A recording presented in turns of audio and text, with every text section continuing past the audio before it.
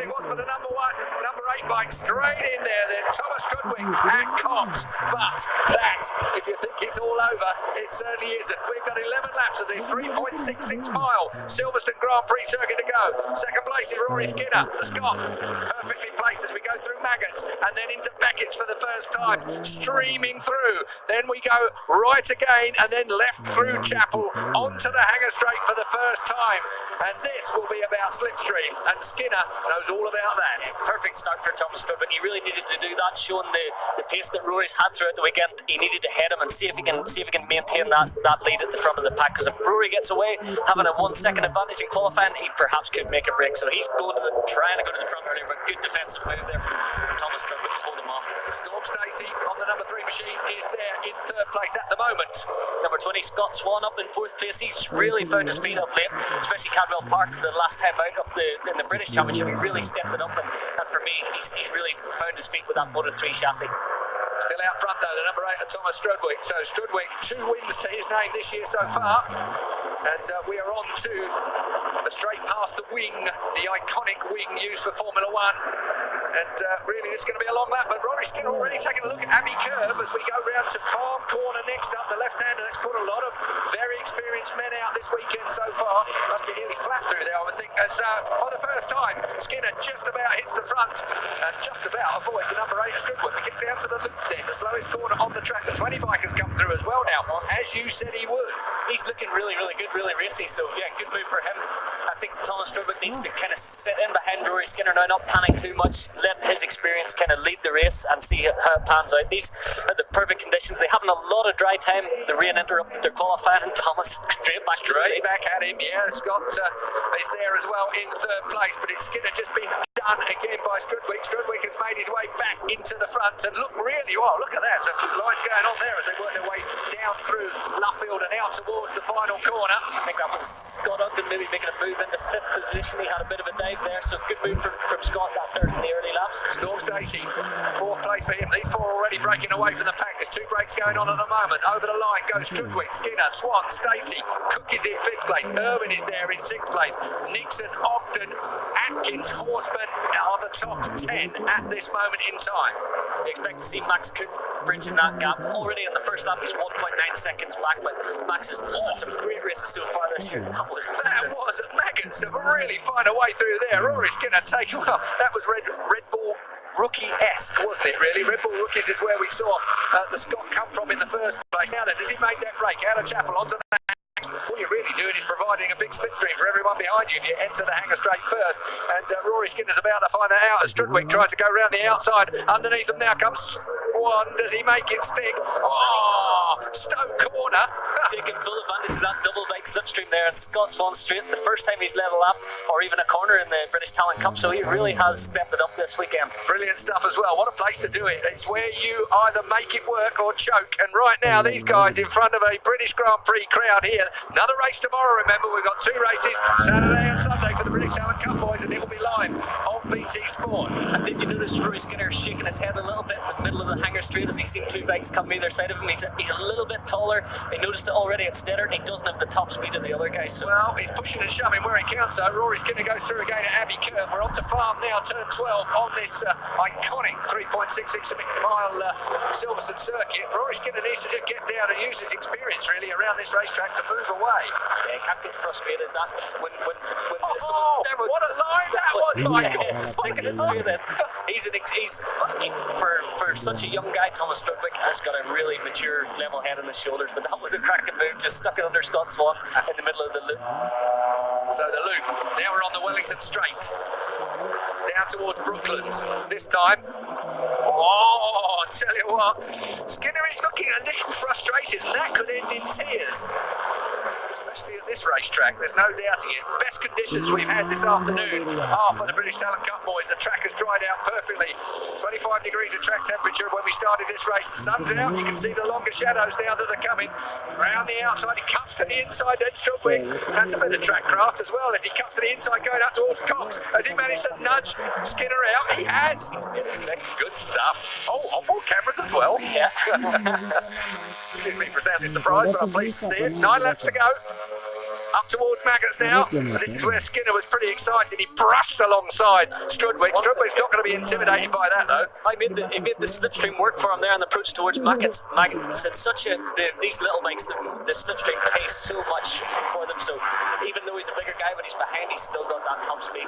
You need that air in front of you to be disturbed by the man in front of you, and you pass through the hole that it provides. The number 5 coming on now as well. That's Cook on the move. He's now in a good 4th place. I hold my breath as we get to Stowe. Oh, that's going to work hard for Skinner. He was hung out to dry on the outside, cuts to the inside now. Brilliant stuff. That was a fast lap from Max Cook. The fastest lap of the race, actually, at 20.7 to bridge that gap across. And so he's going to be in the fight here. 4th place at the moment, just sitting off the back of Scott Swan. But Max has really good racecraft. I've watched him in the races earlier in the year, and he's not scared to push the front. So he's racing in the Red Bull Rookies this season. Had a massive crash last time out in Austria. He said his knees still hurt him a little bit this week, but he's not too badly beat up. He wears braces and his helmet rotated and really bust his mouth up pretty bad. So it was a bad shape and hurt his neck really badly as well. So he does seem to be holding back today as he's taking it down for 3rd place. From a long way back. You're right. I think he had his helmet on the wrong way around to get to that. That was incredible how he just slotted his way through. The number 5 we're talking about, Cook, has absolutely got himself sorted out. Max Cook then gets himself as a contender into 3rd place. Swan goes back to 4th place on the number 25, but it's the 11 that leads at the moment. That's Rory Skinner, the Scot. But I have a feeling that Strudwick is going to have another go at it. Thomas Strudwick on the brakes. He's very good at the end of the Wellington Straight as we get down into the Brooklands round to Luffield section. Just beginning to make that front end work hard as well. Nice. That was from entering Luffield a little bit too fast. He was wide then as he changed direction. Sorry, from Brooklands to Luffield, and then Rory just stuck it in that same move again. Struck it straight back, cuts back underneath him. You don't often see that. There's not normally the room to be doing that. And once again, pushing and shoving into Cox.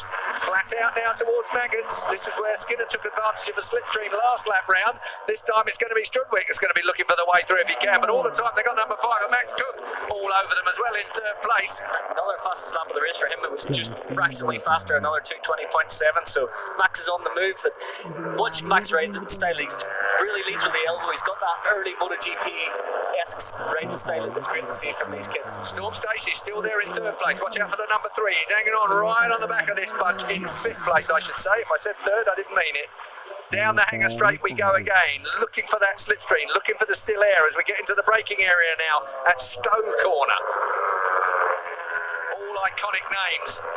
Through Stowe Corner we go, then we go through Vale and on towards the club chicane, named after the RAC club in Pall Mall, or Pall Mall if you prefer. Through club, now past the wing on their right hand side. To the straight up towards Abbey. This next corner is an absolute screamer for these bikes. Still it is. Skinner in front. Under pressure though from Strudwick. Seems to be dropping the hammer a little bit this lap, and Strudwick's going with him, but looks like Max Cook has just lost a little bit of contact with him. I think it was all a bit messy for a lap or two, and really Skinner had to settle down as the 20 of Swan runs on into the right-hander at Village and then through the loop. Storm Stacey's found himself back past Scott Swan somewhere there around Club.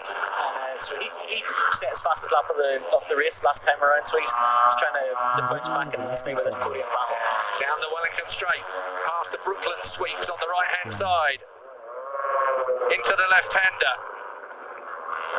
Late apex, and then you've got the horseshoe that is Luffield before we connect with Woodcote Corner in front of the main grandstands as far as we're concerned, and onto the front straight then it is Skinner. It was a 0.004 of a second lead he had over the line, Strudwick to Skinner last time. This time it's just over a 10th Skinner to Strudwick. So has it been the Scot putting the hammer down? Kamu nggak ngerti apa? Yeah, I wonder. Significantly faster lap from Rory that time around. Dropped down to the fastest lap of the race, another 0.4 off the best that Max Cook had done previously. So it looks like he's took a few laps just to settle in, and now he's up the pace and kind of strung that lead 5 battle out. Scott Ogden is the man on the number 4 machine in 6th place at the moment, trying to bridge a gap if he can and trying to take the number 15 along with him as well, Irwin. Reese had a good qualifying. Second row of the grid looked really good in the wet conditions, and he told me before the race he was really worried about the start, and obviously he didn't get a great start. I told him the more you focus on it, the more chance there is that it won't work out for you. So yeah, he just needs to get his start styled and get away with that lead group. But he and Scott Ogden are working here to try and catch that lead drive back again. That was a tough move from Storm Stacey there on Scott Swan. He just kind of stuck it in there, didn't give him a lot of room to close back in on him. It's not finished yet, is it? 2 minutes 20 then, the fastest lap so far for Skinner, Rory Skinner. Family's here. Really seems to be styling it now. He's settling into a rhythm, isn't he, Skinner? Yeah, he's looking good, isn't he? And that's going to take a lot of getting back for the man in second place, Thomas Strudwick. The number 5 now seems to find himself in no man's land. He's got to keep the pace though, he's got to keep that rhythm going, because otherwise he's going to get caught. And you look at the number 5 of Max Cook, watch out for Swan and Stacey, who are all trying to make it work. Ogden is still in 6th place, having moved ahead of Rhys Irwin on the last lap, but now Skinner easing away from the 8 of Thomas Strudwick. Rory Skinner, I've seen him earlier in the year racing Knockhill on a 600 in the junior superstock class, and he looked really good even on the big bike as well. I think he spends a bit of time riding up around Knockhill, so having that experience of all the different bikes, you can see it really benefiting him there. He's got those 3 years of Red Bull rookies under his belt as well, and you can just see slightly more polished, just less mistakes. He's got a great riding style. He's big for these little bikes, and yeah, I think he's we almost expected him to be at this level, but it's good because it raises the game of the other guys. Thomas Strudwick wins races in the British Motor Stars class, but yeah, having that experience of Rory Skinner in there to battle, that's raising his game as well. Strudwick has completely given up with it all just yet as the bikes find the bumps that we've all been talking about this weekend as well. If you're watching this race in isolation of all the things that have gone on so far this week, this has been a much talked about new surface to the Silverstone racetrack. The 3.66 miles has all had a complete new tarmac surface, but somehow the bumps have re-emerged, and it's been a very difficult track for people to get set up for. Of course, these guys haven't had a lot of track time this week either. This really, the first race of the weekend, doesn't really indicate who might win the second race of the weekend, given a few adjustments and a bit of work overnight. Yeah, that's true. The guys will learn a lot from this race one, so this is a good, solid, 11 laps for them. They haven't seen too much dry track time. Their qualifying got interrupted yesterday with rain, so that's the beauty about the Talent Cup. These young guys, you really see them make big steps from one practice session to the next, even one race to the next. They really learn. You see the gaps closing up in the midfield. Someone like Josh Watley down in 15 has been a podium runner so far this year, so you'd expect him to really learn from this race, learn a bit more about the Silverstone track, and that experience will put him back up into a more normal position for him tomorrow. Scott Swan has got the better of Storm Stacey for a moment, so Scott Swan then on the number 20 bike has got himself in front of Storm Stacey on the number 3 machine, as they are down in battling for 4th and 5th places. Rory Skinner, a winner at the second Donington round, race 1, and the third round, which was at Snetterton, race 1.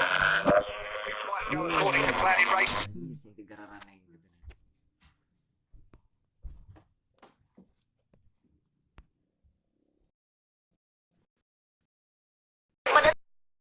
Mengatakan ia terpaksa melakukan. Nyari terpencet ya? Sedetik. Saat tidak kehabisan akal, karyawan toko bernama Emang nyari tuh? Dipencet kayak. Iya tah.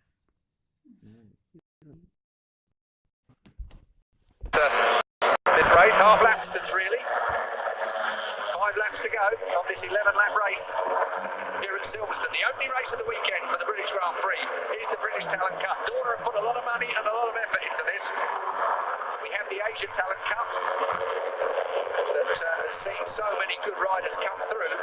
Now the British Talent Cup is trying to feed the Grand Prix series with some big new British names. It's a good battle for 6th with Scott Ogden and Cameron Horseman. So Cameron's made his way through, but Scott's fought back, and he's right on there on a very similar pace. Both lapping in the 2 minute 21 second bracket last time round.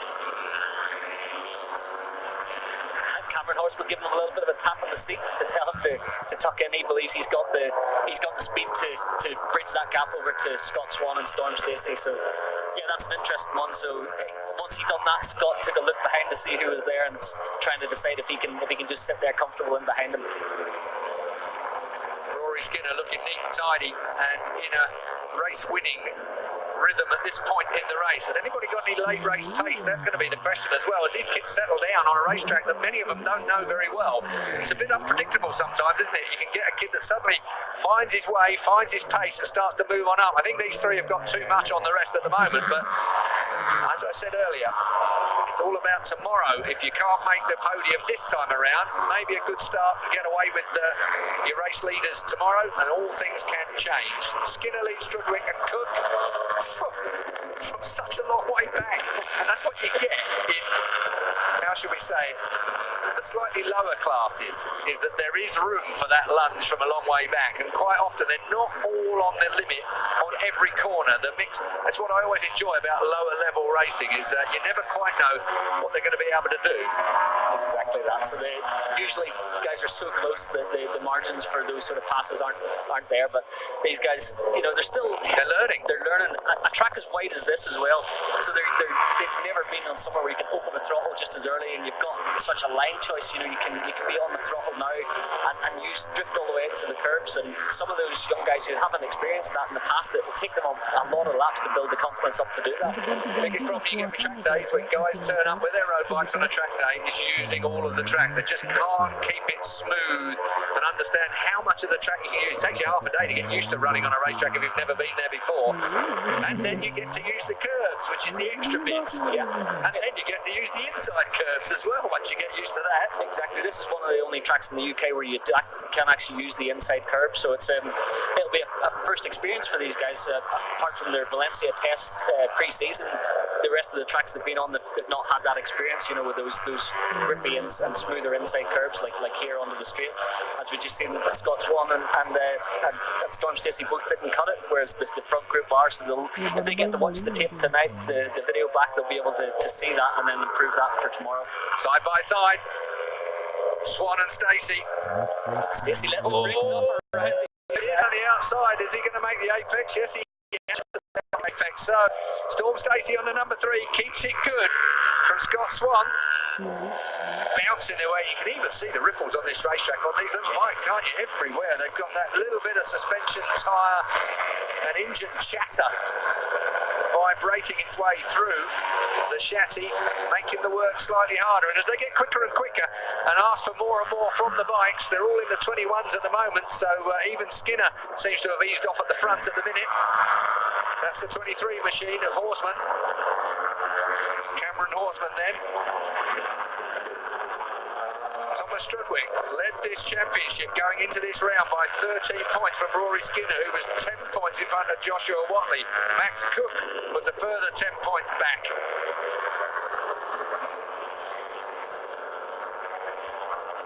25 points for a win, 20 for second place, 16 for third, 13 for fourth, the same as the World Championship.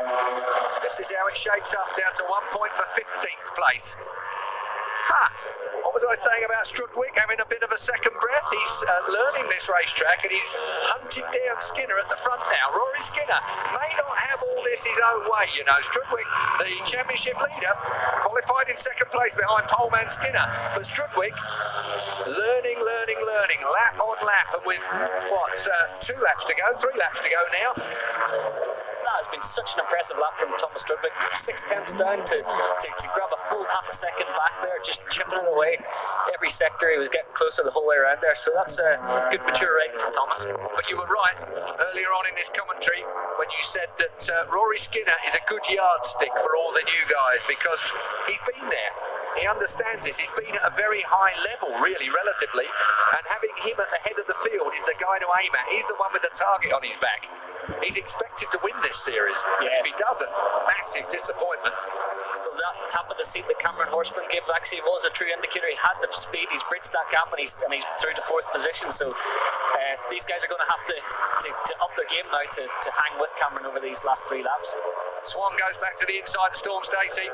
From that far back, normally you don't see that. No, you don't get a 2 back. Well, he got the two-leg slipstream, but to pass the both of them on the brakes, that was a good move from Scott Swan. Yeah, it's when you're realising as a competitor that you perhaps didn't brake late enough.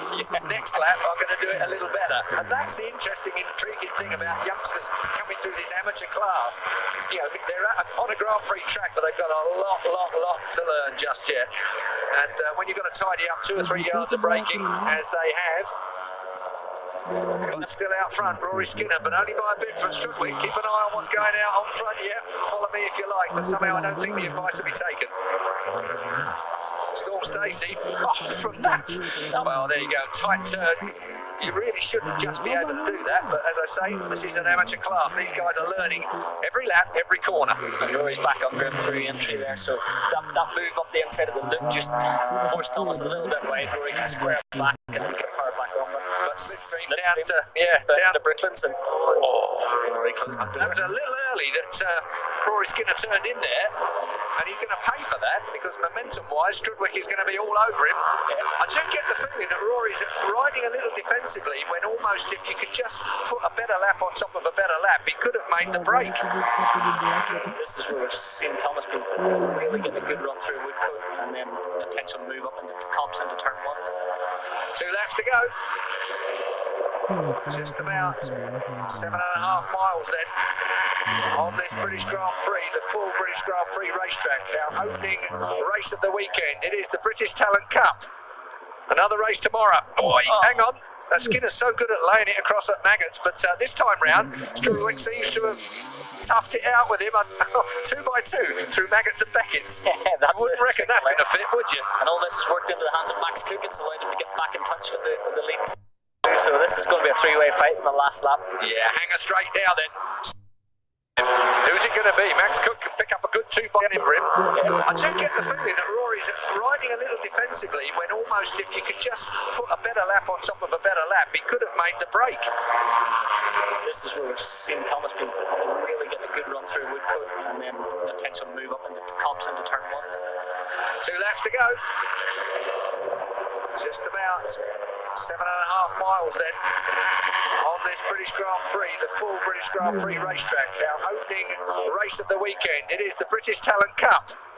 Another race tomorrow. Hang on.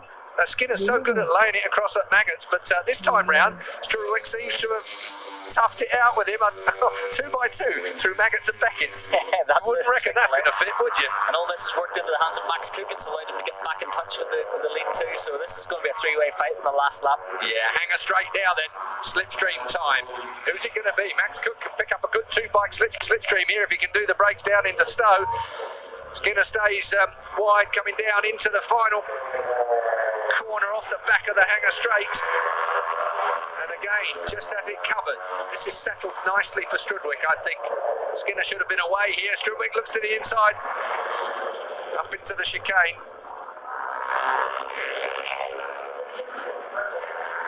Wow, who's your money on? I think Rory Skinner's racecraft will probably pay off in the end, but I've got a real feeling for Strudwick. He just has that ability to be able to turn it a bit tight here and there, and he might just catch Rory Skinner out as they go through Abbey and onto Farm Curve, down towards Village.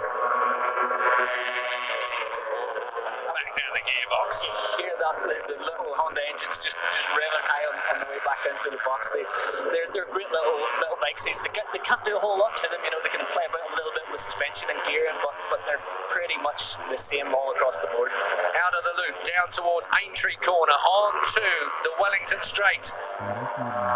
Picking up speed all the way. Rory Skinner's managed to just get a bit of drive on the 2 behind him, and he'll need that as he enters into the route. As they go through Abbey and onto Farm Curve, down towards Village. Back down the gearbox. You hear that the little Honda engines just revving high on the way back into the box. They're great little bikes. They can't do a whole lot to them. You know, they can play about a little bit with suspension and gear, but they're pretty much the same all across the board. Out of the loop, down towards Aintree Corner, on to the Wellington Straight. picking up speed all the way. Rory Skinner's managed to just get a bit of drive on the two behind him, and he'll need that as he enters into the last lap. That's coming very soon indeed. Rory Skinner then looking to be the inaugural winner of the British Grand Prix, Brithis Talen Cup race. 11 laps, these three have got away. Will it be the number 11 that takes the win? It's not really far enough away to say that's any kind of certainty as we come out of... Single apex, just pick the throttle perfectly, not miss a braking point, and he did not give Thomas Strudwick a chance here in the last lap. But I think Thomas will dive into this slow last sector of the loop and just try and get within striking distance into Brooklands or in that. Oh, Rory Skinner, I was about to say, could have just timed this absolutely perfect and put the hammer down on this final lap. But here we go, down towards the loop now, into the braking area of the slowest corner on the track, and this is where Strudwick's been good. He's forced out Max, so Max Cook will be still in third place as we come through Aintree now, and nowhere near a slipstream available from Rory Skinner. Back to the second place man, Strudwick at the moment, heading down towards Brooklands. It looks like Rory Skinner's got it all done. But Max Cook comes to the inside then of Strudwick. Thomas Strudwick has got a race on his hands for second place on the podium. Who's he going to be then? Out of the two for second or third place, Skinner must have surely it all done at this point. Strudwick and Cook though are absolutely duking it out through the final corner. The inaugural winner of the Brithis Talen Cup race here at Silverstone at the British Grand Prix is going to be Rory Skinner that wins from Cook, from Strudwick. And incredible in the end. Two-way battle for second place. Fourth place is going to go to Swan over the line. Good ride from him in front of Storm Stacey. Horsman Ogden has made the line as well. We have to wait a little while for Nixon to come over the line in 8th place. Well, I'll tell you what, for the opening race of the weekend, I quite enjoyed that, Michael. Yeah, that was a cleverly race from Rory Skinner there. He just showed his class towards the end, but didn't make a single apex, just picked the throttle perfectly, not miss a braking point, and he did not give Thomas Strudwick a chance here in the last lap. But I think Thomas will dive into this slow last sector of the loop and just try and get within striking distance into Brooklands or in that. Oh, Rory Skinner, I was about to say, could have just timed this absolutely perfect and put the hammer down on this final lap. But here we go, down towards the loop now, into the braking area of the slowest corner on the track, and this is where Strudwick's been good. He's forced out Max, so Max Cook will be still in third place as we come through Aintree now, and nowhere near a slipstream available from Rory Skinner. Back to the second place man, Strudwick at the moment, heading down towards Brooklands. It looks like Rory Skinner's got it all done. But Max Cook comes to the inside then of Strudwick. Thomas Strudwick has got a race on his hands for second place on the podium. Who's it going to be then? Out of the two for second or third place, Skinner must have surely it all done at this point. Strudwick and Cook though are absolutely duking it out through the final corner. The inaugural winner of the British Talent Cup race here at Silverstone at the British Grand Prix is going to be Rory Skinner that wins from Cook, from Strudwick. And incredible in the end. Two-way battle for second place. Fourth place is going to go to Swan over the line. Good ride from him in front of Storm Stacey. Horsman Ogden has made the line as well. We have to wait a little while for Nixon to come over the line in 8th place. Well, I'll tell you what, for the opening race of the weekend, I quite enjoyed that, Michael. Yeah, that was a cleverly race from Rory Skinner there. He just showed his class towards the end, but didn't make any mistakes in the last lap and didn't give the guys any opportunity to make a pass. But Max Cook took advantage of that move up the slipstream down into Brooklands and stuck it under Thomas Strudwick. So good performance for him. The top three on the podium again, Rory, Max and Thomas. I think this championship's going to be a fight between the three of them. Skinner timed his move pretty well. He really did put the hammer down on that last lap and pulled that distance he needed as well. He needed that onto that back straight, but the big lad, as you already mentioned, would have been providing quite a slipstream for the two men behind him. Yeah, he was definitely the run out of entry down towards Brooklands. You could see